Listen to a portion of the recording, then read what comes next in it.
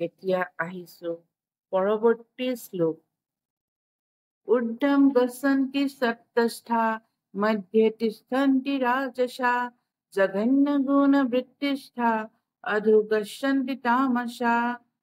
সত্যগুণীসকলে ক্ৰমে ক্ৰমে উদ্গতি লাভ কৰি উচ্চতৰ গ্ৰহসমূহৰ ফালে গতি কৰে। ৰজোগুণীসকল মাজতে পৃথিৱীৰ দৰে গ্ৰহসমূহত থাকি যায়, আৰু যিসকলে জঘন্য তমোগুণৰ অধীনত আছে তেওঁলোকৰ নৰকৰ লোকসমূহলৈ অধোগতি হয়।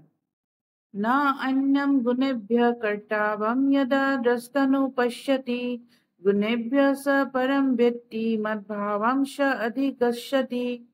যেতিয়া এজন ব্যক্তিয়ে শুদ্ধভাৱে এই কথা বুজি পায় যে সকলো কৰ্মৰ ক্ষেত্ৰত গুণ তিনিটাৰ বাহিৰে আন কোনো কৰ্তা নাই আৰু পৰমেশ্বৰ এই গুণ তিনিটাৰ অতীত, তেতিয়া তেওঁ মোৰেই আধ্যাত্মিক স্বভাৱ লাভ কৰে। গুণান এতান ত্ৰীন দেহি দেহ সমুদ্ভৱান জন্ম মৃত্যু জৰা দুখে বিমুক্তা অমৃতম। যেতিয়া দেহধাৰী জীৱই জড় দেহটোৰ লগত জড়িত এই গুণ তিনিটা অতিক্ৰম কৰি যাব পাৰে, তেতিয়া তেওঁ জন্ম মৃত্যু বাৰ্ধক্য আৰু সেইবোৰৰ দুখৰ পৰা হাত সাৰি এই জন্মতে অমৃতৰ স্বাদ লাভ কৰিব পাৰে। অৰ্জুন উবাচ কৈ লিংগৈ গুণান এতান অতীত ভৱতি প্ৰভু কিমসাৰ কথম চ এতাম ত্ৰীন গুণান অতিৱৰ্ততে। অৰ্জুনে কলে, হে প্ৰভু, যিজনে এই গুণ তিনিটাক অতিক্ৰম কৰি যাব পাৰিছে তেওঁ কি কি লক্ষণৰ দ্বাৰা চিনি পাব পাৰি? তেওঁৰ আচাৰ ব্যৱহাৰ কেনেকুৱা হয়? তেওঁনো কেনেকৈ গুণ তিনিটা অতিক্ৰম কৰি যাব পাৰে?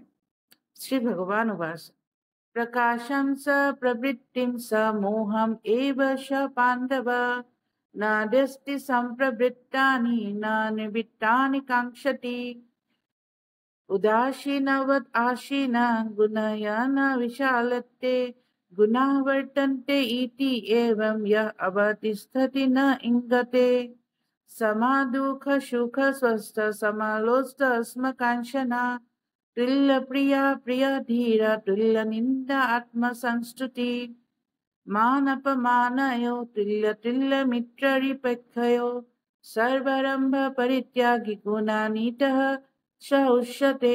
পৰমেশ্বৰ ভগৱানে কলে, হে পাণ্ডু নন্দন, যিজনে উজ্জ্বলতা আসক্তি আৰু মোহ আহি উপস্থিত হলে সেইবিলাকৰ প্ৰতি দ্বেষ নকৰে আৰু সেইবিলাক আঁতৰি গলেও সেইবিলাকৰ প্ৰতি আকাংক্ষা নকৰে, যিজনক গুণবিলাকে বিচলিত কৰিব নোৱাৰে আৰু গুণৰ প্ৰভাৱ থকা স্বত্বেও যিজন উদাসীনৰ দৰে স্থিৰ হৈ চিন্ময় স্তৰত বহি থাকিব পাৰে, গুণসমূহ আছে বুলি জানিও যিজনে স্থিৰে থাকিব পাৰে আৰু অস্থিৰ হৈ নপৰে, যাৰ বাবে দুখ আৰু সুখ দুয়োটা সমান, যিজনৰ দৃষ্টি কেৱল নিজৰ আত্মাৰ প্ৰতি স্থিৰ, যাৰ বাবে মাটিৰ লদা, শিলগুটি আৰু সোণৰ লদা এই তিনিওটাই সমান, যাৰ বাবে প্ৰিয় আৰু অপ্ৰিয় দুয়োটা একে, যিজন ধীৰ আৰু যাৰ বাবে নিন্দা আৰু নিজৰ প্ৰশংসা এই দুয়োটাই সমান, যাৰ বাবে মান আৰু অপমান দুয়োটাই একে, মিত্ৰ আৰু শত্ৰু পক্ষৰ দুয়োটাৰ প্ৰতি যাৰ দৃষ্টি সমান, যিজনে সকলো বৈষয়িক কৰ্ম ত্যাগ কৰিছে, তেনে এজন মানুহকে গুণৰ অতীত বুলি কোৱা হয়। তিনিটা বেলেগ বেলেগ প্ৰশ্নৰ উত্থাপন কৰিছিল আৰু ভগৱানে এটা এটাকৈ সেইকেইটাৰ উত্তৰ দিছে। কৃষ্ণই প্ৰথমে এই কথা কৈছে যে আধ্যাত্মিক স্তৰত উপনীত মানুহ এজনে কাকো দ্বেষ নকৰে আৰু একোৰে প্ৰতি আকাংক্ষা নকৰে। যেতিয়ালৈকে জীৱই জড়দেহ ধাৰণ কৰি এই জড় জগতত বাস কৰে, তেতিয়ালৈকে প্ৰকৃতিৰ তিনিটা গুণৰ কোনোবা এটাৰ নিয়ন্ত্ৰণত আছে বুলি বুজিব লাগিব। যেতিয়া জীৱই সঁচাকৈয়ে জড় দেহটোক ত্যাগ কৰে, তেতিয়া সি জড় প্ৰকৃতিৰ গুণসমূহৰ কবলৰ পৰা অব্যাহতি পায়। কিন্তু জীৱই যেতিয়ালৈকে পাৰ্থিৱ দেহটো এৰি নাযায়, তেতিয়ালৈকে এটা নিৰপেক্ষ ভূমিকা ল'ব লাগে, যাতে জড় দেহটোৰ লগত থকা নিজৰ সম্পৰ্কৰ কথা কোনো চেষ্টা নকৰাকৈ পাহৰি যাব পাৰে। তাৰ বাবে দেহ ধাৰণ কৰি থকা অৱস্থাতে জীৱই ভগৱানৰ ভক্তি আৰু সেৱাত আত্মনিয়োগ কৰিব লাগে। যেতিয়া কোনো ব্যক্তি নিজৰ দেহটোৰ বিষয়ে সচেতন হৈ থাকে, তেতিয়া তেওঁ কেৱল ইন্দ্ৰিয় পৰিতৃপ্তিৰ বাবে কাম কৰে। কিন্তু যেতিয়াই তেওঁ নিজৰ সচেতনতাক কৃষ্ণৰ ফালে ঢাল খুৱায়, তেতিয়াই ইন্দ্ৰিয় তৃপ্তিৰ কথাটো নিজে নিজে তল পৰি যায়। জীৱৰ বাবে এই জড় দেহটোৰ প্ৰয়োজন নাই আৰু জড় দেহটোৰ নিৰ্দেশ মানি চলিবৰো প্ৰয়োজন নাই। দেহটোত থকা গুণ তিনিটাই নিজৰ কাম কৰিয়ে থাকিব, কিন্তু জীৱাত্মাটো এই সকলো ক্ৰিয়াৰ ঊৰ্ধ্বত থাকে। জীৱাত্মানো এই ক্ৰিয়াসমূহৰ পৰা কিদৰে আঁতৰি থাকে? জীৱাত্মাই দেহটো উপভোগ কৰিবলৈ ইচ্ছা নকৰে আৰু দেহটো এৰি যাবলৈকো ইচ্ছা নকৰে। এইদৰে এটা আধ্যাত্মিক স্তৰত অৱস্থিত হৈ ভক্তজন অনায়াসে মুক্ত হ'ব পাৰে। তেওঁ প্ৰকৃতিৰ গুণ তিনিটাৰ প্ৰভাৱৰ পৰা মুক্ত হ'বৰ বাবে চেষ্টা কৰিবৰ দৰকাৰেই নহয়। দ্বিতীয়টো প্ৰশ্ন হ'ল আধ্যাত্মিক স্তৰত অৱস্থিত ব্যক্তি এজনৰ আচাৰ ব্যৱহাৰৰ বিষয়ে। জড়জাগতিক স্তৰত অৱস্থিত ব্যক্তি এজন দেহটোৰ প্ৰতি আগবঢ়োৱা তথাকথিত মান আৰু সন্মানৰ দ্বাৰা প্ৰভাৱিত হয়, কিন্তু আধ্যাত্মিক স্তৰত অৱস্থিত ব্যক্তি এজনৰ ওপৰত এনে মিছা মান আৰু উপমানে কোনো প্ৰভাৱ পেলাব নোৱাৰে। তেওঁ কৃষ্ণ ভাৱনাৰে নিজৰ কৰ্তব্য কৰি যায় আৰু আনে তেওঁক মানেই কৰিছে নে অসন্মানেই কৰিছে সেই বিষয়ে মন নিদিয়ে। মামসয় অভিসাৰেণ ভক্তি যোগেন সেৱতে সগুণান সমতিত্ব এতান ব্ৰহ্ম ভূয়ায় কল্পতে। যিজনে কোনো ব্যতিক্ৰম নোহোৱাকৈ ভক্তি যোগেৰে মোৰ সেৱা কৰে, তেওঁ এই গুণসমূহ অতিক্ৰম কৰি ব্ৰহ্মৰ স্তৰ পাবৰ বাবে যোগ্য হয়। ব্ৰহ্মাৰ লগত একেলগ হোৱাই হ'ল বাস্তৱিক কল্প।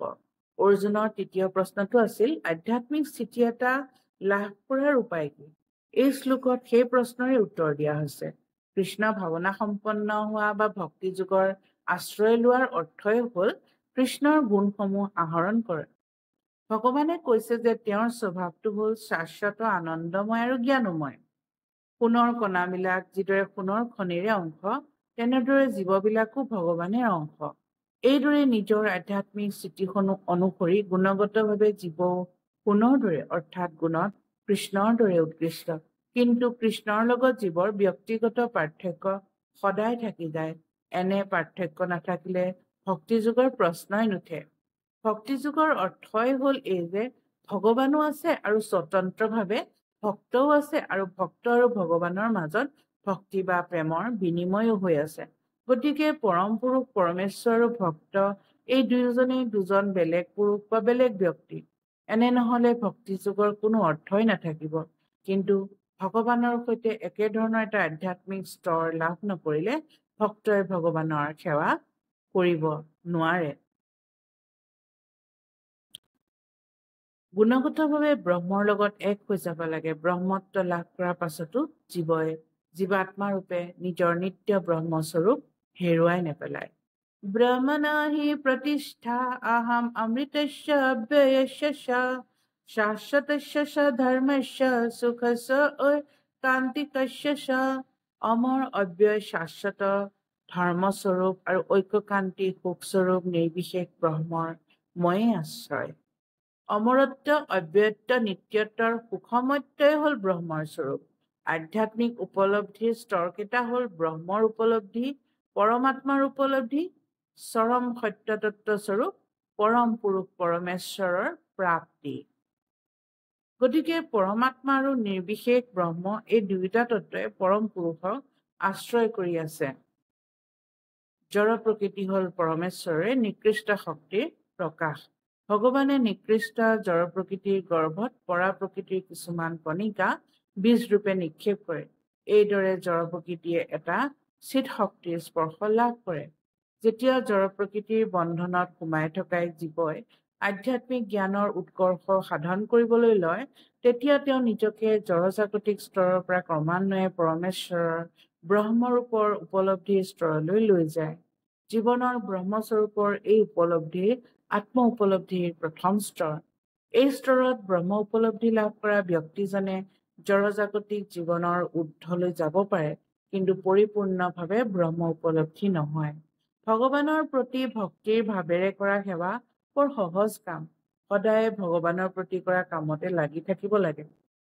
ভগৱানক দিয়া নৈবেদ্যক প্ৰসাদ ৰূপে খাব লাগে। চৰণ কমলত অৰ্পণ কৰা ফুলৰ ঘ্ৰাণ ল'ব লাগে। যিবিলাক ঠাইত ভগৱানৰ দিব্য লীলাসমূহ হৈছিল সেই ঠাইবিলাক দৰ্শন কৰিব লাগে।